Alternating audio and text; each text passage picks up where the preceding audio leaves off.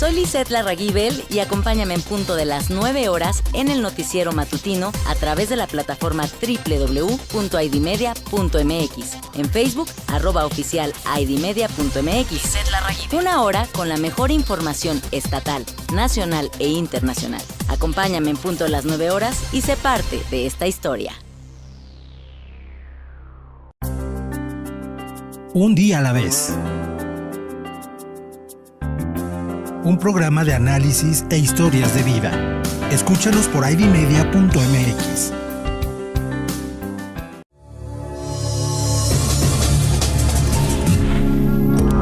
¿Qué tal? Soy Alonso Herrera Trejo y acompaña lunes, miércoles y viernes www.idmedia.mx. Juntos para mantenernos informados. Acompáñame en las breves informativas.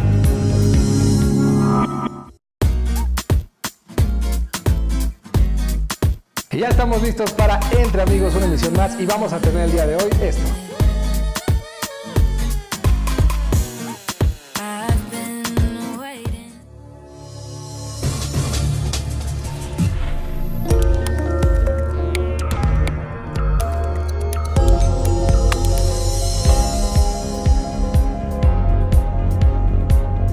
Todos los lunes en Equilibrio, Armonía y Salud a las 11 de la mañana.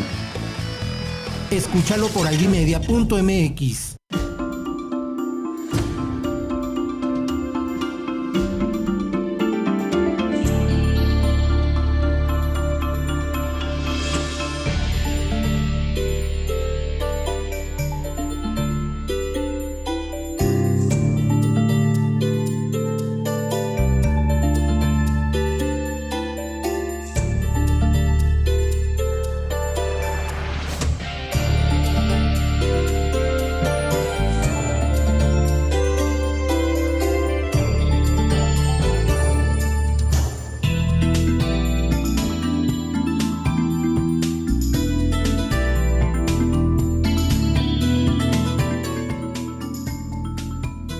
¿Qué tal, amigos? Muy buenos días. Estamos comenzando nuestra semana del lunes 16 de julio del 2018. Bienvenidos a Equilibrio, Armonía y Salud. Es para mí un gusto darles la bienvenida a nuestro programa del día de hoy. Y pues bueno, estamos comenzando una semana más del mes de julio, estamos a mitad de año, y en esta mitad de año, pues bueno, en muchas ocasiones a veces no tenemos buenos hábitos alimenticios bien formados, y que a veces también estos hábitos alimenticios, pues bueno, son la consecuencia de parte de las patologías o de las enfermedades que más adelante vamos a estar hablando, principalmente de alguna en específica que hoy, y que en México es uno de los padecimientos a nivel mundial, inclusive como primer lugar de parte de los padecimientos que pueden ocasionar y que están ocasionando hoy en la actualidad, principalmente, de una forma muy, muy importante, efectos secundarios. Y pues bueno, el día de hoy precisamente es de lo que vamos a estar hablando y es de lo que vamos a platicar en Equilibrio, Armonía y Salud. Y es por eso que los invitamos a que nos den un like a través de nuestras redes sociales, pero también que puedan compartir nuestro programa, que estamos totalmente en vivo, para que más personas puedan escucharnos y sobre todo para que esa luz que a través de Equilibrio, Armonía y Salud tratamos de ser pueda llegar hasta sus hogares. Recuerden que nos escuchan a través de YouTube, Facebook, Periscope, Twitch y Twitter como idmedia.mx o bien por www.idmedia.mx. Y pues bien, soy Sebastián Camacho. A mí también pueden escribirme a través de mis redes sociales. Estoy como Sebastián Camacho Bailón. O bien mandarme un mensaje de texto al 722-835-3082 y seguirnos en vivo para que a través de este espacio podamos interactuar con ustedes y sobre todo a través de nuestro programa podamos resolver alguna de sus dudas. Pues vamos a comenzar con nuestra frase del día de hoy. Esta frase que busca el acompañamiento de manera espiritual, de manera emocional y que sobre todo recordemos que nuestras frases son para que ustedes puedan totalmente seguirnos, pero sobre todo puedan encontrar en esa frase un objetivo de vida, algo que los esté impulsando a ser cada día mejores personas, a trabajar de manera física, a trabajar de manera espiritual y sobre todo trabajando en la proyección de nuestro ser y nuestra plenitud. El éxito en la vida no está en vencer siempre, sino en no darse por vencido nunca. Pues es nuestra frase del día de hoy, una frase que nos invita a permanecer y ser constantes en la tarea que estemos llevando a diario, en nuestro trabajo, en la escuela, en la oficina o cualquiera de nuestras tareas que tengamos. Es una tarea muy importante de la vida, el éxito, y que a veces el ser humano se enfrasca en eso, pero también muchas veces el éxito puede traernos problemas a nivel emocional. Y yo creo que hoy precisamente en nuestro programa vamos a hablar de las 4P del paciente diabético, algo que comúnmente estamos llevando hoy en nuestra vida diaria y que sobre todo por muchos factores es el desarrollo de este padecimiento. Pues bueno, quiero dar la bienvenida a nuestro programa del día de hoy y qué mejor que sean nuestras especialistas invitadas y que no solamente seamos el equipo de Equilibrio, Armonía y Salud quienes podamos compartir con ustedes esta información, sino también es por eso que trajimos a dos personas que nos van a estar compartiendo sus conocimientos y nos van a platicar acerca de esas 4P del paciente diabético, pero antes vamos a ir llevando una serie para que podamos llegar a cuáles son esas 4P de las que les estoy hablando en este momento. Pues bienvenida y muy buenos días a la licenciada en nutrición María Alicia Mejía Blanquel. Gracias por estar con nosotros y por compartir este espacio, Mari. Buenos días, gracias. Y bienvenida médico cirujano, maestra en ciencias químicas, Guadalupe Enríquez Mejía. Buenos días, muchas gracias por la Gracias invitación. por estar con nosotros y por compartir este espacio para que podamos llegar a las casas de otros radioescuchas y que sobre todo puedan escucharnos y podamos compartir información de ayuda para que más personas también puedan ayudarse en este transcurso de su vida y en este transcurso de su padecimiento, ¿no? Pues bueno, yo creo que hoy, como lo comentaba doctora Lupita, Mari, como lo comentaba el día de hoy, yo creo que este padecimiento, como es el de la diabetes, es uno de los padecimientos que hoy en día es muy común y ya es muy común no solamente en las personas adultas, sino también en pequeños y en personas también, pues bueno, de una cierta edad adulta, como son los pacientes geriátricos, ¿no? Desgraciadamente, este padecimiento por malos hábitos alimenticios, por una vida en sedentarismo y demás factores, es que está viniendo muy comúnmente, ¿no? Y lo estamos viendo de una manera ya más reflejada y anteriormente yo creo que este padecimiento era ausente en muchas personas y sobre todo en algunos países. Actualmente no solamente en México es que este padecimiento es muy común, sino también ya en otros países, puesto que también su vida en su sedentarismo y la carga genética es muy importante. Yo creo que para empezar nuestro programa del día de hoy sería importante saber, doctora, ¿qué es la diabetes? Bueno, muchas gracias. La diabetes, la importancia de este padecimiento, como bien dices, es grande debido a la incidencia a nivel mundial. La diabetes es la primera causa de muerte a nivel mundial, la primera causa también de algunas enfermedades crónicas y de con algunos efectos secundarios que son deleterios para la salud. La diabetes ha aumentado a tal grado que las proyecciones, los últimos estudios indican que entre el año 2000 y el año 2030 va a haber un aumento de 175% en la incidencia de la diabetes. Más de 170 millones de personas alrededor del mundo padecen de diabetes. Y en México es igualmente la primera causa de mortalidad y la primera causa tanto de falla en algunos órganos como en el corazón y también como en los riñones. Diabetes es un conjunto amplio y heterogéneo de padecimientos que tienen en común una elevación de la glucosa en sangre, ya sea debida a un déficit en la producción de la insulina, que es la hormona encargada de que las células puedan utilizar la glucosa para producir energía, o bien a una alteración también en las acciones o en la acción de esta hormona, de la insulina. Qué importante es saber cómo este padecimiento se origina y principalmente, doctora, yo creo que pues para nuestros radioescuchas es importante el que ellos sepan cuál es ese órgano, ¿verdad? Importante de segregar esa hormona para la buena absorción y distribución de esta insulina que en muchas ocasiones, pues bueno, se queda retenida en nuestro cuerpo, principalmente por un mal hábito alimenticio o también por una falla orgánica y que se origina como tal la diabetes. Doctora, ¿cuál es ese órgano encargado de segregar esa insulina? Como el usted páncreas. El páncreas es el órgano encargado de secretar insulina, no es la única hormona que secreta, tiene tanto secreción interna como secreción externa. Sin embargo, las células beta de los islotes pancreáticos son las células que específicamente secretan insulina. Así es, yo creo que este padecimiento, como bien lo comentábamos al principio, y que yo creo que durante el programa es importante recalcar esta parte, es el de que este padecimiento, pues, no solamente es por un mal hábito alimenticio, no solamente se da por una carga genética, es decir, cuando ya los papás han desarrollado este padecimiento, sino también por una importancia sobre el mal funcionamiento a nivel orgánico, es decir, una falla de un órgano. ¿Por qué considera que esta parte es importante, doctora? La parte en el páncreas. Exacto. Bueno, el páncreas tiene una secreción basal de insulina. Esto pasa o es en respuesta a la ingesta de los alimentos. ¿Cómo o cuáles son las razones para que el páncreas deje de producirlo? Primero, puede ser un desconocimiento del propio organismo hacia las células que secretan la insulina. Es decir, que en lugar de reconocerlas como células propias, las reconoce como células extrañas, comienza a atacarlas y a destruirlas, de tal manera que la secreción de la insulina disminuye. Esa es una de las causas.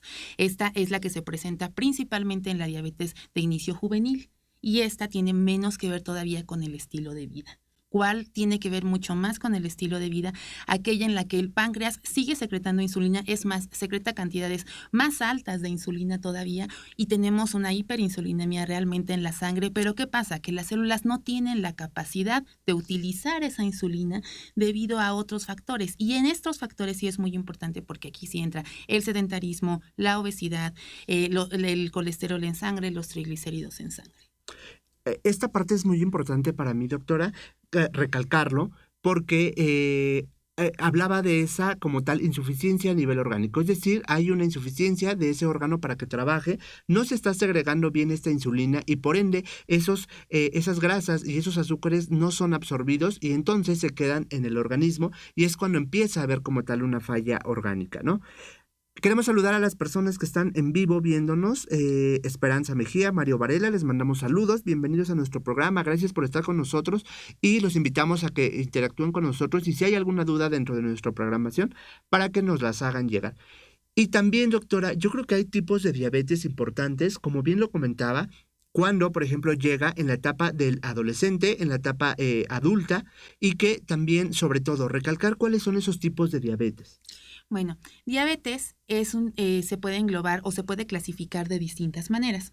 Cuando tenemos o cuando conocemos una causa o hay una sola causa en específico, es la menor cantidad de estas enfermedades, ¿no? Es lo más raro, son enfermedades muy raras que sabemos que es específicamente genética o específicamente por alguna falla metabólica. Sin embargo, la gran mayoría son diabetes poligénicas, que son las que conocemos como diabetes mellitus. Es decir, las causas son tanto genéticas como ambientales como de estilo de vida. En este caso tenemos dos, la diabetes tipo 1, como comentaba hace un momento, y la diabetes tipo 2. La diabetes tipo 1 es la diabetes de inicio juvenil o la diabetes que en teoría estaba más conectada todavía con causas genéticas. Sin embargo, ya los últimos estudios indican que también tiene una parte genética que es mínima, es decir, solamente un 40% que explica la enfermedad, y el resto son factores ambientales que contribuyen a este desconocimiento del propio organismo por las células pancreáticas. Y de manera más frecuente, el 90% de los pacientes diabéticos son diabéticos tipo 2. En este caso no tenemos una falla específica del páncreas, por lo menos de inicio, sino que lo que tenemos es una hipersecreción de insulina y una resistencia de las células de todo el cuerpo para utilizar esta insulina debido al resto de los factores ambientales, principalmente la obesidad, el sedentarismo y otros aspectos, la dieta y el estilo de vida de las personas. Estas son las más frecuentes, pero como te comento, el 90% son diabetes tipo 2, es decir, diabetes ligada de una manera más fuerte con la vida. Aquí, para mí sería importante también comentar para nuestros radioescuchas, saber por qué ese tipo de diabetes, porque a veces el paciente cuando pasa una fase, ¿no? A lo mejor pues nosotros lo sabemos por el trabajo, por el conocimiento y demás, pero nuestros pacientes no saben y me gustaría que les compartieran esta parte del por qué a veces el paciente de una primera fase, es decir, una diabetes en tipo 1 se brinca a la tipo 2. Empieza inmediatamente el padecimiento, se brinca esa parte, ¿no? Y aquí es cuando a veces también, a mí me gustaría recalcar esta parte, el paciente como tal no ha tenido un buen seguimiento, no se ha dado cuenta que ya hay factores o ya hay signos y síntomas que están empezando a ser signos de alarma para que él empiece a checarse y pueda determinar que empieza una diabetes, ¿no? Hablamos principalmente de esta carga genética, que es uno de los factores que normalmente sobrepasan este protocolo de una diabetes tipo 1 y sobrepasan a un tipo de diabetes tipo 2, por ejemplo, ¿no? ¿Por qué es importante esta parte y que me gustaría que nos compartiera esa parte de la falla orgánica, del por qué puede pasar esto, que se brinque a una fase tipo 2? En realidad, en la diabetes tipo 1 siempre encontramos un diagnóstico precoz. Realmente un diagnóstico infantil es lo más frecuente. Esto se presenta tanto en los niños como en los adolescentes. Y esta diabetes regularmente depende de insulina desde el principio. Es una diabetes de aparición más brusca y que tiene consecuencias de manera orgánica más severas. Es decir, los pacientes que tienen diabetes tipo 1 tienden a tener cantidades mucho más altas de glucosa en la aparición. Sin embargo, y esto regularmente tiene consecuencias de reducir la vida media del paciente, ¿no? Es consecuencias de un alto grado de mortalidad a una edad muy temprana, porque ellos inician de una manera pues muy temprana con esto y como te comento es mucho más agresiva. Sin embargo, estos pacientes rara vez tienden a tener obesidad o a tener algunos otros efectos del estilo de vida sobre la diabetes. En cambio, los pacientes que tienen diabetes tipo 2 son pacientes que tienen su inicio en la vida adulta, casi siempre en la vida adulta. Y esto sí está completamente ligado o de una manera más claramente ligado al estilo de vida de la persona. Entonces, sí hay que considerarlo desde un inicio como dos enfermedades que son prácticamente distintas, ¿sale? La diabetes tipo 1 de la diabetes tipo 2. Y al principio también comentábamos del mal hábito alimenticio. Yo creo que una de las causas también de una diabetes es ese mal hábito alimenticio que estamos teniendo constantemente. Doctora Mari, ¿cuál sería ese mal hábito alimenticio? Bueno, podemos definir como un mal hábito alimenticio a todas aquellas acciones o conductas alimentarias negativas que hacemos una y otra vez de manera persistente. Eso es un mal hábito alimenticio. ¿Cómo podría ser? Bueno, unos ejemplos podrían ser, por ejemplo, no desayunar, tomar alcohol en exceso, saltarse las comidas o tener ayunos prolongados. También puede ser, por ejemplo, lo que es alimentarse solo por ejemplo, de comida que le llamamos la comida chatarra, que es, por ejemplo, harinas refinadas, como son donas, panes, dulces, tomar, por ejemplo, refresco en vez de agua. Eso es un mal hábito alimenticio. Y eso que conlleva a que las personas consuman más energía de lo que necesitan. Por lo tanto, los malos hábitos alimenticios conllevan al sobrepeso y la obesidad. Y el sobrepeso y la obesidad son los factores más usuales para tener lo que es diabetes mellitus tipo 2. Así es. Aquí hay algo importante y yo creo que por eso en nuestro espacio de Equilibrio Hormonal y Salud nos dimos a la tarea de hablar de dos partes importantes, tanto en la parte médica como en la parte nutricional, para diferenciar que no solamente, por ejemplo, en cuestión médico, hablando en cuestión de una carga genética, de una falla orgánica o hablando de un mal hábito alimenticio y demás factores importantes dentro de la alimentación. Esto con la finalidad de saber cuáles son los aspectos importantes que hay que recalcar y cuáles cosas son importantes como en nuestra vida diaria cuidar. En este caso, un seguimiento tanto médico como un seguimiento nutricional serían la parte importante del poder como tal nosotros prevenir, ayudar y sobre todo para ustedes asesorar de cierta manera para que podamos prevenir principalmente este padecimiento. Aquí hablábamos de algo que mencionábamos como un mal hábito alimenticio. Muchas veces cuando asistimos al nutriólogo se piensa que una dieta es como tal, la gente tiene ese término de decir dieta es algo donde me van a poner a comer solamente verduras, pollo frito y cosillas así.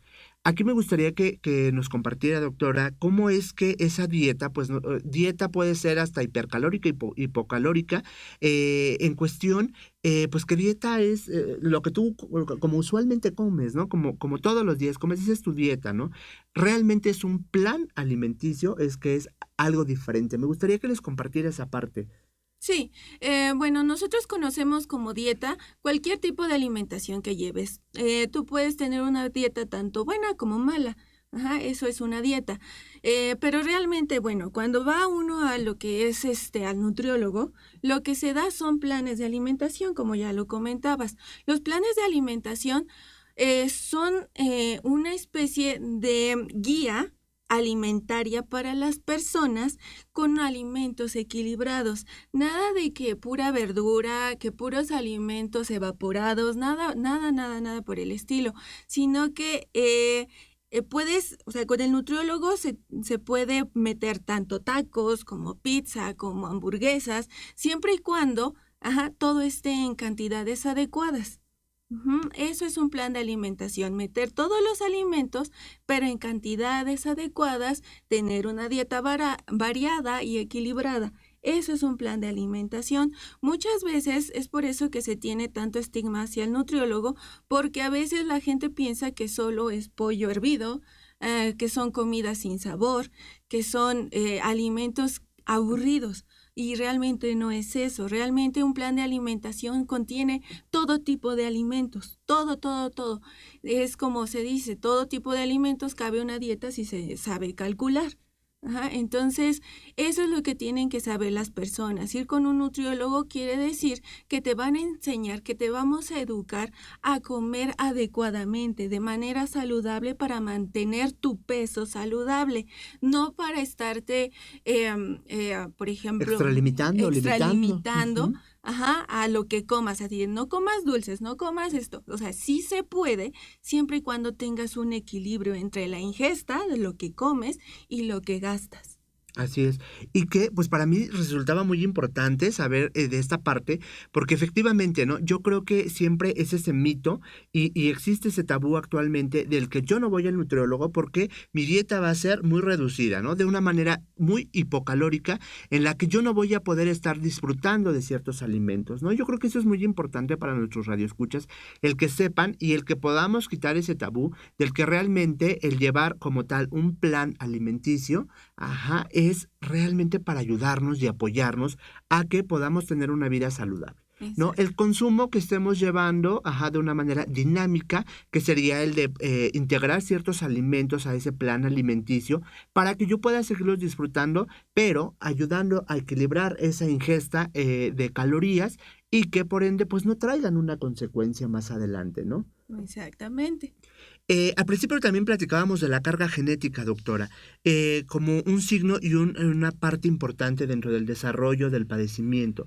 ¿Qué es esa carga genética para nuestros radioescuchas, doctora? Así es. Bueno, la herencia se considera importante tanto en la diabetes tipo 1 como en la diabetes tipo 2. Sin embargo, hablando en este caso de la diabetes tipo 2, se han encontrado a lo largo de muchos años de estudios muchas partes muy específicas, genes específicos que explican la disfunción tanto de las células pancreáticas como de los receptores de insulina, como del funcionamiento en general del metabolismo que nos conduce hacia la obesidad, hacia la hipertrigliceridemia, es decir, la cantidad alta de grasas en la sangre, etcétera. Se han encontrado aproximadamente 28 genes hasta el momento que tienen que ver con diabetes mellitus tipo 2. Sin embargo, todo este conjunto tan amplio de estudios y de información únicamente nos explican el 10% de la enfermedad. Es decir, aquí queda tan claro lo importante que es el estilo de vida para el desarrollo de la diabetes tipo 2. Sin embargo, sí tenemos una probabilidad más alta de padecer la enfermedad si, por ejemplo, dentro de nuestra familia tenemos personas que han padecido o que padecen la enfermedad. Un hijo si uno de los dos padres tiene diabetes tipo 2, tiene 40% de probabilidades de desarrollar diabetes también cuando sea adulto, contra un 7% de probabilidades que tiene un hijo de dos padres que no tienen diabetes mellitus. Sin embargo, si los dos padres tienen diabetes, hay hasta un 70% de probabilidades de que esta persona padezca diabetes en el adulto. Ahora, en el caso de los gemelos, por ejemplo, es un caso que ilustra mucho este tipo de carga genética, porque si son gemelos idénticos y uno de los dos a una edad adulta padece diabetes, lo más probable es que en los años siguientes el otro también lo presenta. Hay un 90% de probabilidades de que su hermano gemelo idéntico también padezca diabetes. De esta manera es la carga genética. Sin embargo, como te comento, de todos los genes que se han estudiado, no se ha encontrado todavía cuáles son o cuáles pueden explicar esta carga genética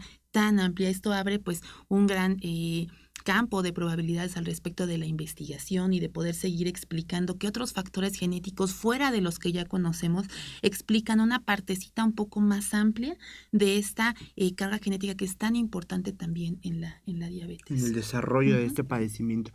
Aquí me gustaría recalcar una parte importante y que me gustaría que usted le compartiera a nuestros radioescuchas, que es lo siguiente. Usted nos comentaba de la importancia que es la carga genética para poder desarrollar, y nos hablaba de ese porcentaje, ¿no? De un 60 a un 70%, de un 40% en los diferentes esquemas de la carga genética.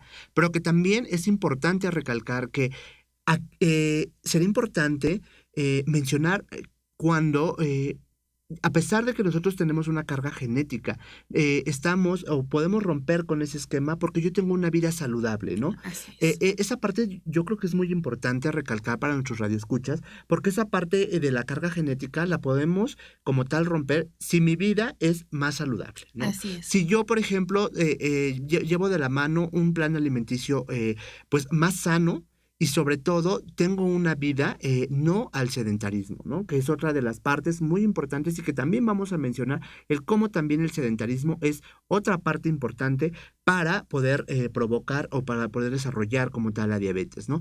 Esta parte importante, doctora, ¿por qué es importante para mí mencionar del que la carga genética la podemos romper siempre y cuando yo lleve un plan alimenticio más adecuado? Así es importante saber que no estamos condenados tampoco, ¿no? Es decir, incluso si los dos padres tuvieran diabetes, no estamos condenados a padecer diabetes, ¿no? Eso es algo muy importante, porque muchas veces también esto es lo mismo, o esto contribuye a a un solo paciente. ¿Por qué? Porque si estamos hablando de que la carga genética es importante, pero también el estilo de vida, estamos hablando de que si este papá es diabético y tiene una vida sedentaria, una vida donde su dieta, como nos comentaba Mari, tiene una parte de comida chatarra, una parte, o son en la casa todos obesos, pues claro que el niño va a crecer también, o sea, aparte de la carga genética que tiene, va a crecer con muchos malos hábitos alimenticios, y entonces esto aumenta, no solamente es la carga genética, es decir, lo que ya le hereda su padre, su madre, o ambos diabéticos, sino que aparte le van a heredar los hábitos alimenticios. Entonces, ¿qué pasa si nosotros le quitamos estos hábitos alimenticios al niño desde que es pequeño, o la persona ya cuando crece? Entonces, la genética solamente se queda rezagada hacia la parte genética, ¿no? Y entonces todo este 40% del cual muy bien puede ser la parte que explican los genes, y otra parte lo que nuestros padres nos heredan en cuanto a conductas y en cuanto a hábitos alimenticios, ¿no? Entonces, Así por es. supuesto que, repito, nadie está condenado, incluso si los dos padres fueran diabéticos, a padecer diabetes cuando sea adulto. Muy, muy importante saber esta parte del cómo efectivamente podemos romper con este esquema, y que no solamente tanto el papá, la mamá nos están heredando de manera genética el padecimiento, sino también nos están heredando hasta malos hábitos alimenticios, ¿no? Y que efectivamente pues todos esos patrones, si los queremos llamar así, los venimos arrastrando de tal manera que van a afectar nuestra vida, ¿no? Y que, bueno, pues hoy podemos hablar de diabetes, pero también podemos hablar de otros padecimientos que pueden ocasionar, ¿no? Y que pues no solamente debido al mal hábito alimenticio, y que no solamente es la diabetes, ¿no? Puede ser hasta una hiperlipidemia y demás padecimientos que queramos ver en cuestión metabólico, ¿no? El sedentarismo es otro de los padecimientos otro de los signos, importantes en el desarrollo del padecimiento como es la diabetes. ¿Por qué el sedentarismo afecta tanto, doctora? El sedentarismo como tal es un estilo de vida sin actividad física. Por lo tanto, como ya les había comentado anteriormente, la falta de actividad física y los malos hábitos de alimentación conllevan a lo que es la aparición de sobrepeso y obesidad. Lo que es el sedentarismo se viene dando ya mucho con nuestro estilo de vida actual. La tecnología, las cosas con la tecnología ya las cosas las podemos tener a la mano sin ni siquiera levantarnos de nuestro asiento. Ya podemos hacer compras por internet, ya podemos comunicarnos en base a los celulares, a los chats. Sin embargo, eso que nos hace que cada vez nos movamos menos. Tenemos los autos, tenemos los autobuses, por lo tanto ya nadie se molesta en caminar unas cuantas cuadras, ya nadie se molesta, por ejemplo, en ir a caminar o en ir a correr. Ya tenemos bastantes cosas a la mano como para molestarse en levantarse tan siquiera para cambiarle a la televisión, ya tenemos el control. Eso es lo que quiere decir el sedentarismo. No hay actividad física que reemplace o que conlleve a un gasto energético, al gasto de la energía que consumimos en los alimentos. Por ejemplo, yo me puedo consumir unas 1.800 kilocalorías en todo el día. Sin embargo, esas 1.800 kilocalorías que se supone que yo estoy consumiendo, no las estoy gastando. Esas se van completamente a almacenar a nuestro tejido adiposo. Y de ahí también que en la diabetes mellitus también conlleve, como ya dijo la doctora, a un aumento de los triglicéridos, del colesterol, a alteraciones, más que nada, aparte de las alteraciones de la glucosa, del azúcar, también se llevan alteraciones como algunas cardiopatías, algún tipo de arteriosclerosis. Es por eso, porque no hay actividad física que haga que gaste la energía que yo estoy consumiendo. Esta parte para mí es muy importante porque efectivamente hoy en día hay un tabú que dice, ¿no? Que si tú no haces actividad física, la gente piensa que pues solamente contrarresta a bajar de peso. Y realmente no, realmente es, y que esta parte para mí es muy importante para nuestros radioescuchas, el saber que efectivamente de esa ingesta de caloría que yo tengo, si yo estoy consumiendo 3.500 calorías al día, ¿no? De esas 3.500, ¿cuántas estoy yo convirtiendo en energía? Y que por ende estas se están metabolizando adecuadamente de tal manera que como tal no se convierten en ese tejido adiposo o también de manera no se convierte en grasa y que esa grasa se queda de manera visceral, ¿no? Esta parte para mí es muy importante recalcar porque efectivamente ese tabú aquí se rompe totalmente, ¿no? Es más bien gastar esas calorías, es convertirlas en energía para que ese proceso metabólico se dé adecuadamente. De esa manera trabajamos, ¿no? Tanto en el sedentarismo como también trabajamos en la parte de la buena metabolización de estas sustancias fisicoquímicas que está segregando nuestro cuerpo, ¿no? ¿Por qué es importante esta parte para mí? Porque pues actualmente las personas piensan esto, ¿no? Piensan que efectivamente como tal el padecimiento se desarrolla pues por la carga genética que mencionábamos y que también se desarrolla por una mala, como tal, una mala información del padecimiento, ¿no? Y que pues actualmente está tocando la puerta de muchas personas y que no solamente en México, sino también ya en otros países, ¿no? Y principalmente por el sedentarismo también. Exactamente. Nos escribe Ramón Dueñas, que nos felicita por el programa. Gracias, Ramón. Nos platicas que tienes 65 años de ser diabético. Nos gustaría saber más qué es lo que quieres saber y sobre todo para que podamos resolver tus dudas y principalmente tanto la doctora Lupita como la doctora Mari puedan resolver la duda de la que tú tienes, Ramón. También queremos mandar saludos a las personas que nos escuchan, que nos escriben Mayra Córdoba, Mario Varela, Esperanza Mejía. Gracias por escucharnos. Y nos gustaría que nos escribieras, Ramón, para que podamos asesorarte y podamos darte como tal algún consejo a través del padecimiento ya evolutivo en el que estás cursando. Pues vamos a ir a una pausa para que podamos seguir hablando de nuestro tema del día de hoy y podamos llegar a esas 4P del paciente diabético. Recuerden que nos escuchan a través de YouTube, Facebook, Periscope, Twitch y Twitter como idmedia.mx o bien por www.idmedia.mx. Y bueno, enseguida regresamos a Equilibrio, Armonía y Salud para que podamos seguir platicando de los diferentes puntos y de los diferentes signos y síntomas que tenemos como en nuestro tema del día de hoy del desarrollo de la diabetes mellitus.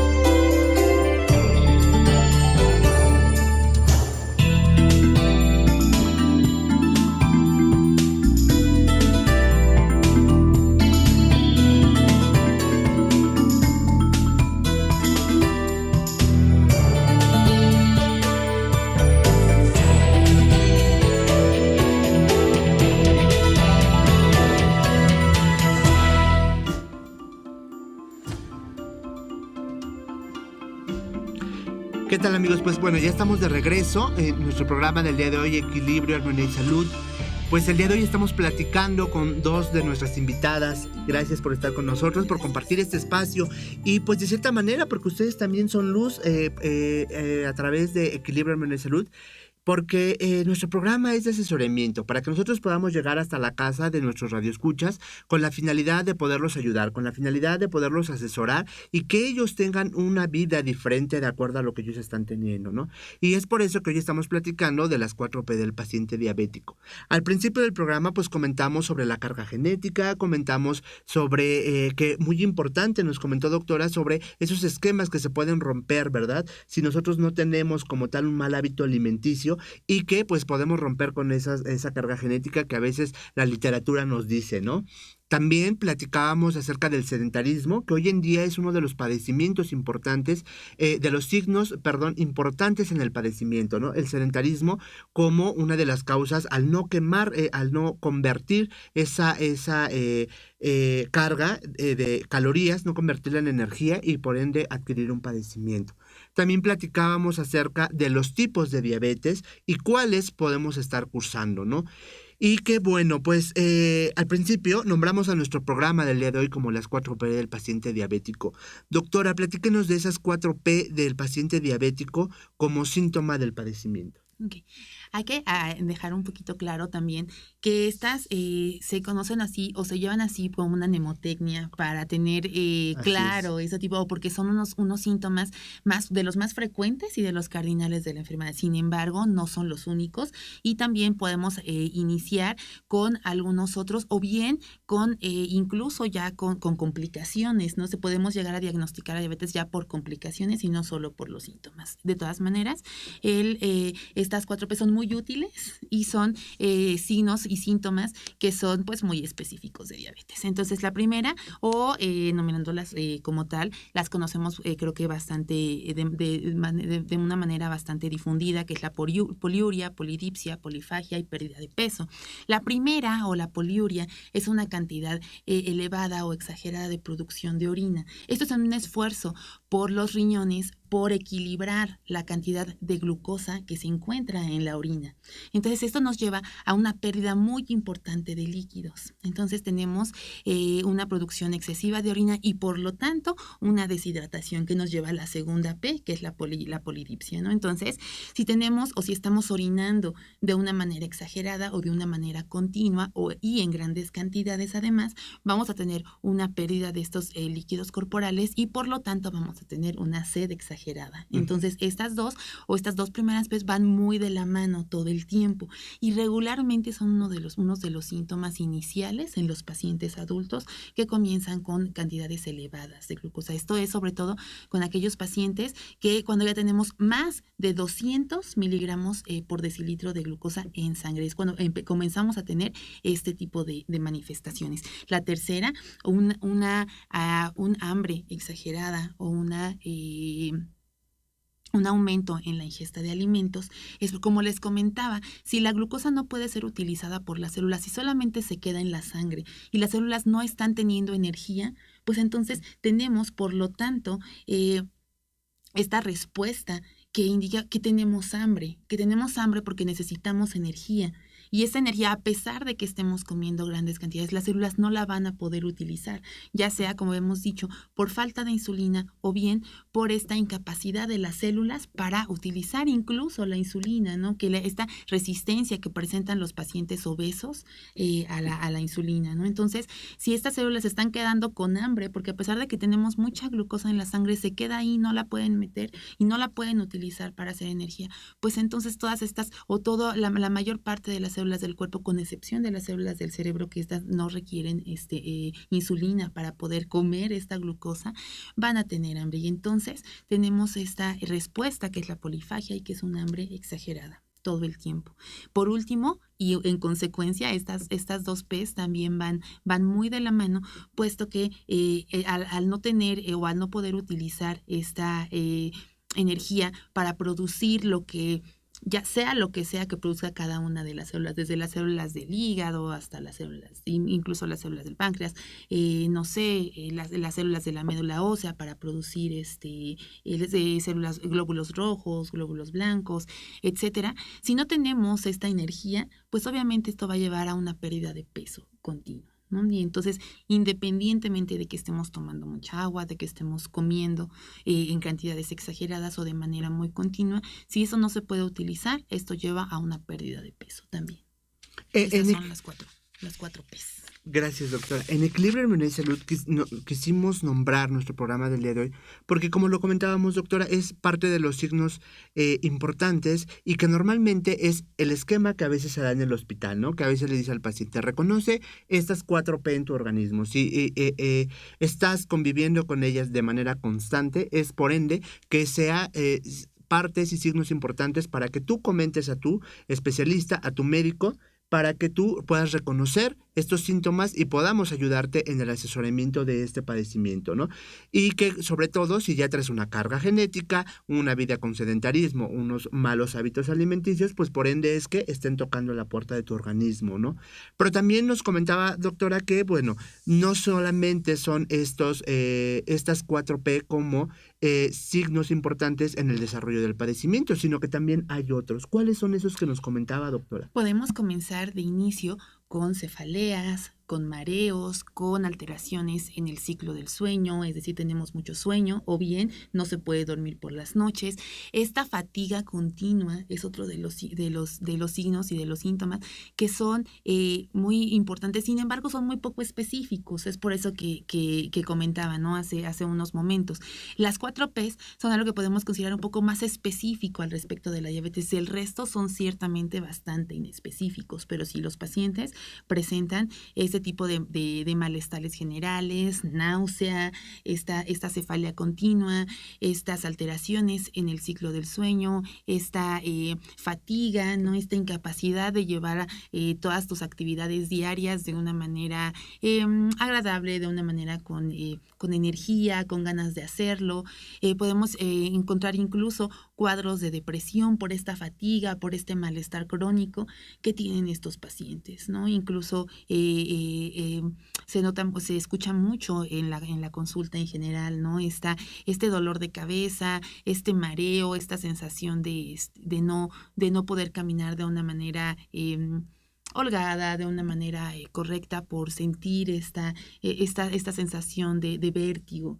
Entonces, son síntomas que aparecen y desaparecen, que son muy inespecíficos y que seguramente en estos pacientes van muy de la mano con la cantidad de glucosa que manejan en esos momentos. Es decir, en un esfuerzo todavía el cuerpo por echar a andar todos los mecanismos que permitan mantener unas cantidades de glucosa normales, bajan en ciertos momentos esta cantidad en la sangre de estos pacientes, se sienten un poquito mejor, después resulta que fueron a una fiesta, comieron de más, comieron pastel, vuelven a subir y vuelven a aparecer estos síntomas, ¿no? Entonces, esos síntomas van de manera intermitente a lo largo del tiempo hasta que ya, aparecen alguna de las 4 Ps, o estos pacientes ya llegan a sentirse mucho más mal, y es entonces cuando, ya sea porque alguien les dijo, oye, yo tengo diabetes, y yo me sentía justo así, ¿no? Que me ha pasado con muchos pacientes, o bien que ya ellos mismos lo reconocen y van y se toman su muestra, van al médico, hacen un estudio, y entonces es que se encuentran con esas cantidades altas, ¿no? Recordemos que para diagnosticar diabetes debemos tener más de 125, es decir, a partir de 126 miligramos por decilitro de glucosa en ayuno, con un ayuno de más de 6 horas, es suficiente para diagnosticar a un paciente diabético. Sin embargo, arriba de 100 ya estamos hablando de una alteración de la glucosa. La glucosa tiene que permanecer por debajo de 100 en ayuno. Y en general, incluso después de haber comido, no debe sobrepasar o en ningún momento del día los 200. Una glucosa, independientemente de la hora en la que se encuentre, de la hora a la que hayamos comido, arriba de 200 miligramos por decilitro, también es diagnóstico de diabetes tipo 2. Aquí una parte importante, comentábamos acerca del mal hábito alimenticio, y que ahorita yo escuchaba que nos compartía esta parte. El mal hábito alimenticio, principalmente cuando, en este caso, el paciente ha dejado un periodo largo sin alimento, que en este caso baja la glucosa, y que cuando él vuelve a tener esa oportunidad de volver a consumir alimento, vuelve a subir la glucosa, ¿no? Y que son esos periodos de desequilibrios metabólicos, y que normalmente, esta parte es muy importante, y me gustaría que nos comentaran las dos. Importante en la alimentación como en la parte médica, del que esos desbalances continuamente, del que sube, baja la glucosa, también es un signo importante, ¿no? Y que es una parte que afecta en la gran mayoría de pacientes cuando ya son diagnosticados con un tipo de diabetes. Esta parte importante del dejar los periodos largos sin alimento, ¿no? Nuestro organismo es tan sensato, si lo queremos llamar así, que él dice, yo voy a receptar esta energía, estas calorías, para que de cierta manera yo no me quede, porque Beto me deja sin alimento 6 horas, 7 horas, ya come hasta que él puede, y que pues yo no puedo quedarme sin esa energía para yo poder vivir. Entonces me quedo con esa cierta cantidad para que yo no sufra yo ese momento del bajón, ¿no? Como normalmente lo llamamos, ¿no? Y para que nuestros radioescuchas nos puedan entender, ¿no? De lo que estamos hablando. Y esta parte es muy importante, y por eso me gustaría que nos comentaran y nos platicaran de la importancia cuando ya hay una diabetes, porque, estamos platicando de los signos y síntomas, pero también cuando ya hay una diabetes en pacientes, como es el caso de Ramón, que nos escribías, que tienes 20 años de ser diabético, han tenido diferentes evoluciones en su padecimiento, ¿no?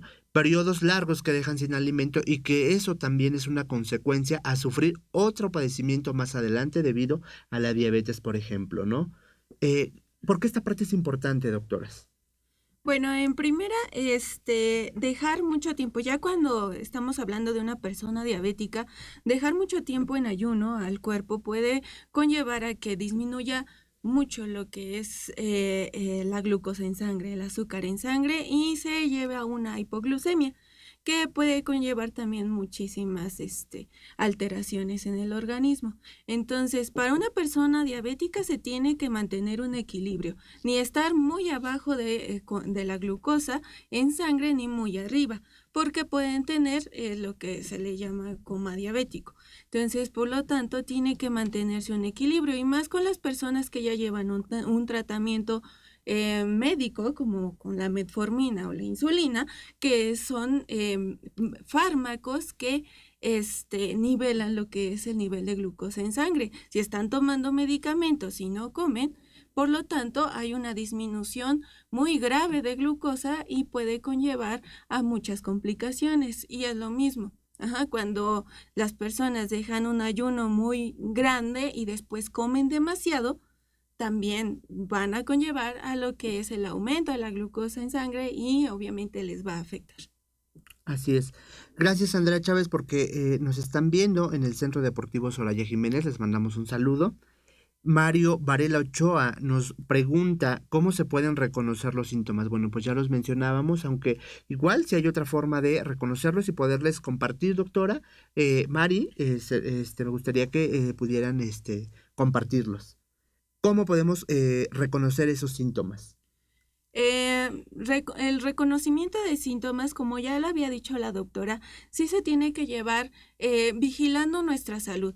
Nosotros tenemos que vigilar cuáles son los síntomas que ya nos había mencionado, que tener mucha sed, tener mucha hambre, orinar demasiado, bajar de peso sin ni siquiera proponérnoslos, porque una cosa es hacer dieta y bajar de peso y otra cosa es no hacer dieta, comer normalmente, pero ver una pérdida de peso muy continua. Sin embargo, pues sí, esos son la manera de cómo identificar cada una de estas variantes.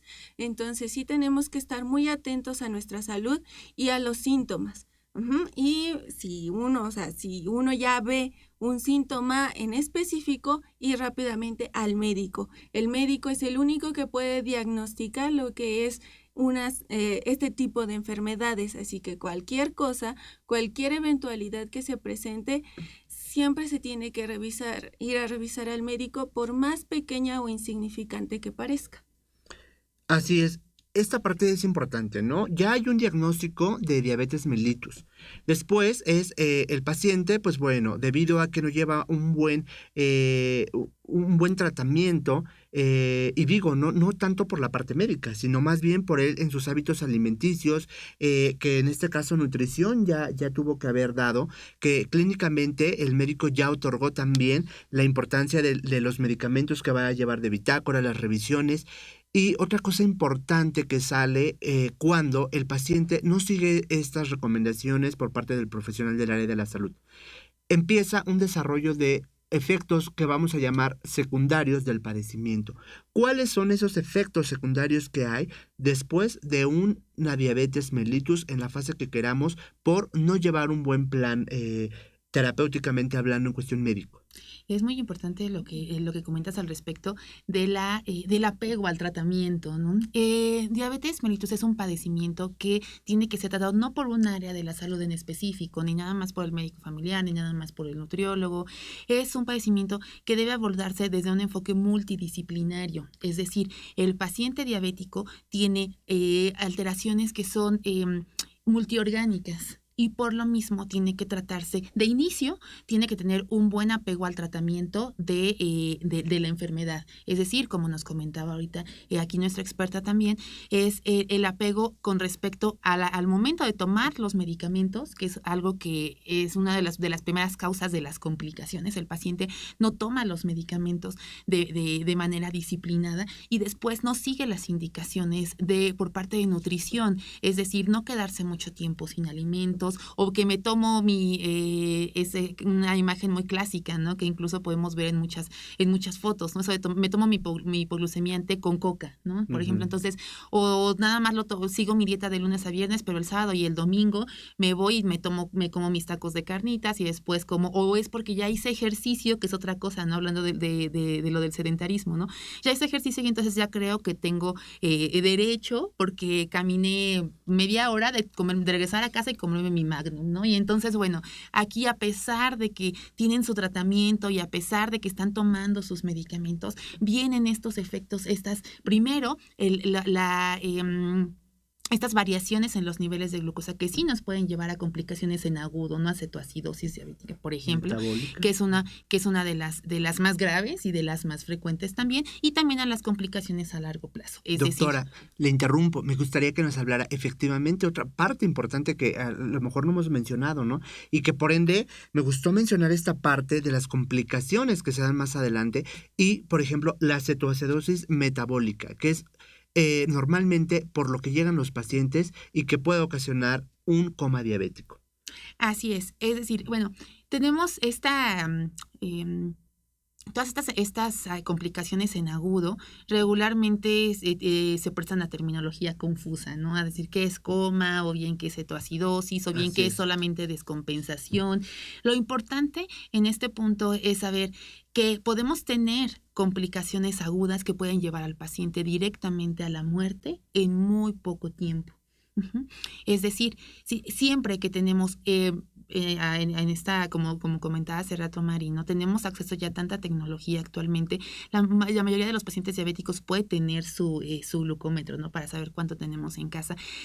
Podemos podemos saber cuándo tenemos una urgencia al respecto, ¿no? Entonces, siempre que estamos o que podemos ver que tenemos, por ejemplo, 400 de glucosa, ¿no? Es importante que toda la gente sepa que en esto, tanto para nosotros como para nuestros familiares, es para correr inmediatamente al médico, ¿no? Si tenemos, por ejemplo, pacientes que son muy, muy viejitos, ¿no? Que son nuestros abuelitos y que ellos ya sabemos que son diabéticos y que en algún momento los estamos viendo con disminución del estado de conciencia, es decir, están más somnolientos de lo normal, están respirando de una manera agitada, los estamos viendo, o bien también al contrario, ¿no? Al contrario, no de la respiración agitada, sino disminuyendo esta respiración, mareo, sensación de que se van a desmayar, o bien que pierdan el conocimiento. No podemos diagnosticar o no podemos saber de manera inmediata si tenemos demasiado alta la glucosa o en nuestro abuelito se tomó su medicamento sin haber desayunado y entonces se le fue al piso, ¿no? Y entonces, sin embargo, es importante saber que estos signos son de alarma, ¿no? Que tener más de 400, que tener menos de 60, que la pérdida o la disminución del estado de conciencia son signos de alarma, son para ir inmediatamente al médico y de preferencia no al consultorio, ¿no? De preferencia pues a urgencias, ¿no? Al hospital, donde nos pueden poner, si al abuelito está demasiado baja la glucosa, nos pueden poner inmediatamente una carguita de glucosa para que el abuelito, antes de que tengamos un daño neuronal, por ejemplo, ¿no? O por ejemplo, se puede meter insulina como tal, si el paciente no es insulino dependiente, pero en este momento lo requiere, donde se le puede aplicar y estar monitoreando hasta que se baje a niveles, además de atender todas las posibles complicaciones secundarias, tanto en los riñones como en el corazón, como en el cerebro, etcétera.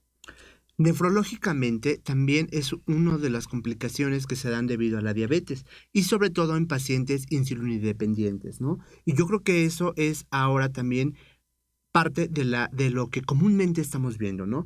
Cuando el paciente insulinodependiente, aún sabiendo que ya es dependiente de esa insulina, que ya no está segregando su páncreas, no se cuida directamente, ¿no? No tiene esos hábitos tanto por la parte nutricional como por la parte médica. Este efecto secundario que por un mal hábito alimenticio, ¿qué es lo que nos puede provocar? Hay muchas personas que nos escuchan que tal vez no sepan que hay una complicación después de esa parte que es la insulinodependencia.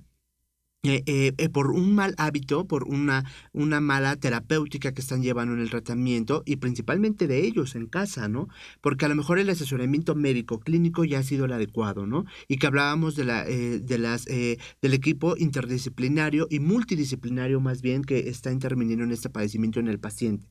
Pero que también por llevar ese mal hábito, no sabe de la consecuencia que va a ocasionarse. Y hablaba principalmente del desarrollo a nivel nefrológico, que es una parte importante, ¿no? ¿Cuál es este problema del que yo estoy preguntando, doctor? Bueno, la insuficiencia renal crónica es una consecuencia de manera, pues sí, a largo plazo de los pacientes diabéticos. En efecto, es el resultado, es otra vez, como lo decíamos al principio del programa, no podemos, no estamos condenados por ser diabéticos a tener insuficiencia renal. Esto es resultado de tener a lo largo de los años un mal control de los niveles de glucosa, una mala dieta, seguir con sedentarismo, no tomar el medicamento, no estarse revisando continuamente cómo está nuestra función renal, ¿no? Todos los pacientes diabéticos deben tener su consulta una vez al año con nefrología para saber cómo están funcionando sus riñones. La mitad de las personas que tienen tratamiento sustitutivo renal, es decir, que están en diálisis, ya sea en diálisis peritoneal o en hemodiálisis, son diabéticos, ¿no? Es decir, es una de las principales causas de insuficiencia renal crónica, ¿no? Y es algo que, como les digo, no es obligado. No tiene, en este caso, nada que ver, por ejemplo, si fueron diabéticos tipo 1 o diabéticos tipo 2. La insulina no daña como tal ni los riñones ni los ojos. Es algo que regularmente también mucho las personas, ¿no? No sé, no, es que ya me quieren dar insulina, no, me voy a quedar ciego, personas que etcétera, ya lo padecen, ¿no? dicen, Claro. no lo hagas porque mi primo, mi tía, no sé, que lo empezó a hacer una vez que el médico le ministra la insulina, él empezó con la falla renal, ¿no? Y empieza como tal con la insuficiencia renal. Por eso era que para mí me resultaba importante mencionar esta parte, porque realmente si nos damos cuenta, hoy en día hay muchos tabús de lo que es la diabetes y que mucha gente piensa que con el tecito de guareque o que con cosillas así va a depender o va a ayudar a que se sane, ¿no? Realmente no es como tal un proceso de la enfermedad y el sanar, ¿no? Es un proceso metabólico que hay que darle un seguimiento importante para el buen desarrollo durante este proceso del padecimiento y sobre todo para descartar esas complicaciones como son las que estamos platicando, ¿no? El día de hoy. Es muy peligroso, sí me gustaría tener esta parte, ¿no? Es muy peligroso estar teniendo o consumiendo este tipo, sí nos gustaría que Mari nos hablara también un poquito de eso, ¿no? O sea, ¿qué consecuencias tienen todos estos tipos de remedios que nos pueden dar, que muchas veces hasta tienen azúcar y ni siquiera se sabe, ¿no? O sea, y también este tipo de bebidas que en teoría son light o que no tienen, y que también tienen unos efectos que también pueden llegar a ser muy deleterios para la salud del paciente. Exactamente, y que realmente por esta mala información, por personas que buscan en internet, por personas que siguen el consejo de fulanito, empezamos a encontrar esos factores importantes que van empeorando el padecimiento y que nos van arrojando a algo, a un empeoramiento totalmente y vamos a un efecto secundario del realizar o del llevar a cabo esa ingesta de alimentos o de bebidas, ¿no? Que aparentemente son light, ¿no? Hay ciertas recomendaciones que usted nos quisiera dejar, nutrióloga, que nos quisiera regalar, doctora, para tanto pacientes que ya tienen como tal una diabetes o pacientes que están preveniendo este padecimiento. Sí, sí hay recomendaciones, pero sí quiero, sí hablarles un poquito acerca de esos remedios que muchas personas caen en este tipo de equivocación por la desesperación que sienten al tener esa enfermedad. Entonces, no hay que llevar a cabo ese tipo de malos hábitos de alimentación. Siempre se tiene que llevar a una revisión médica, una revisión con el nutriólogo para no caer en ese tipo de artimañas que la verdad es que no tienen ningún efecto, más que nada les afecta como tal al desarrollo de la enfermedad. Y las recomendaciones que yo les doy a las personas que ya son diabéticas es que hagan actividad física, coman a sus horas, que vayan al nutriólogo. Si no van al nutriólogo, vayan, coman a sus horas. Coman a sus horas, tengan una dieta variada, adecuada y equilibrada y que tengan revisiones constantes de su peso y de sus niveles de glucosa en sangre. Y a las personas que quieren prevenir la diabetes, sí que hagan, aparte de actividad física, que estén previniendo con el médico cualquier tipo de sintomatología que sientan, pues bueno, vayan con el médico y que lo revise, y también que tengan un peso adecuado. Eso es lo más importante, que tengan un peso adecuado y que lo mantengan, y mantengan actividad física si quieren prevenir la enfermedad. Si ya están en prediabetes, pues es rápidamente bajar de peso, disminuir la presión arterial, disminuir las cantidades de glucosa en sangre rápido antes de que ya tenga la enfermedad. Hay que recalcar que la diabetes no tiene cura. Así es un proceso importante, ¿no? Para poder llevar un plan terapéutico, ¿no? Doctora, esas recomendaciones también médicas que nos deja para nuestros radioescuchas. El estilo de vida saludable, eso es, creo que lo que más podría intervenir en la generación, no solamente de la diabetes, sino de cualquier otro tipo de enfermedad. Y sobre todo para los pacientes que ya son diabéticos, el apego al tratamiento y el asistir continuamente a que los revisen, no solamente, como les digo, no solamente su médico familiar para que les siga dando su metformina, sino que los revise el nutriólogo, que los revise el oftalmólogo, que tengan este apego tanto a las citas como a la asistencia, como a su medicamento y sobre todo a su estilo de vida. Y bueno, pues muchas gracias. Muchas gracias por la invitación. Gracias, doctora. Gracias, doctora Mari, por estar con nosotros, por ser parte del equipo de Equilibrio Hormonal y Salud. Queremos saludar a las personas que nos escuchan a través de, y que nos están escribiendo también a través de Facebook: Esperanza Mejía, Mario Varela, Ramón Dueñas, Mayra Córdoba, Loli Camacho, Margarita Mejía, le mandamos un saludo, Andrea Chávez, Jennifer Georget y Álvarez López Ani. Les mandamos un saludo y los invitamos a que nos sintonicen todos los lunes a partir de 11:30 am en Equilibrio Hormonal y Salud. Gracias, doctora. Gracias, doctora Mari, Lupita, por estar con nosotros, por compartir y por ser parte de este equipo de ayuda para todos nuestros radioescuchas. Rápidamente, ¿dónde las podemos encontrar? Bueno, mis redes sociales son, en Facebook me pueden encontrar como en la página de Nutriendo.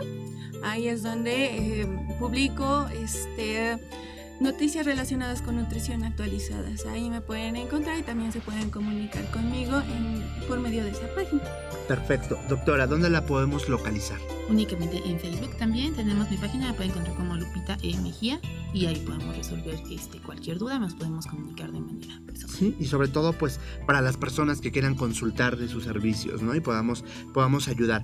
Pues gracias por estar con nosotros nuevamente. Gracias a ustedes también por abrirnos las puertas de su casa, de su computadora, de su teléfono móvil, de donde nos escuchen. Y los invitamos a que todos los lunes nos escuchen a través de YouTube, Facebook, Periscope, Twitch y Twitter como idmedia.mx o bien por www.idmedia.mx. Soy Sebastián Camacho y los espero en la próxima a través de Equilibrio Hormonal y Salud por ID Media.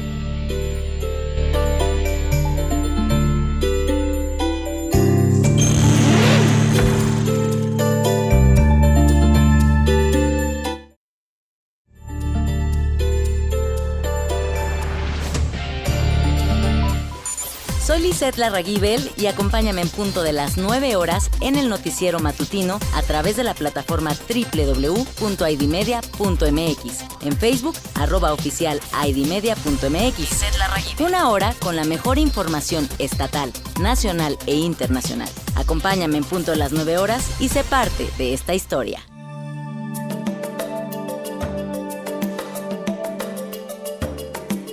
Preparatoria ITAD, incorporada a la UAM. 44 años de experiencia y calidad educativa nos respaldan. Menciona este anuncio y obtén un 15% de descuento en tu inscripción. 213-1280. Colegiaturas congeladas todo el año. Inscripción anual. Preinscripción gratis. Preparatoria ITAD. Tu prepa. ¿Sabes quién ayudó a leer a tus abuelitos? ABC. ¿Sabes quién ayudó a sumar a papá? ABC. ¿Sabes dónde vamos a surtir tu lista de útiles este año? ABC. Papelería ABC. 3 generaciones surtiendo sus listas de útiles en la esquina de Hidalgo y Juárez. Papelería ABC, al servicio de la niñez de México.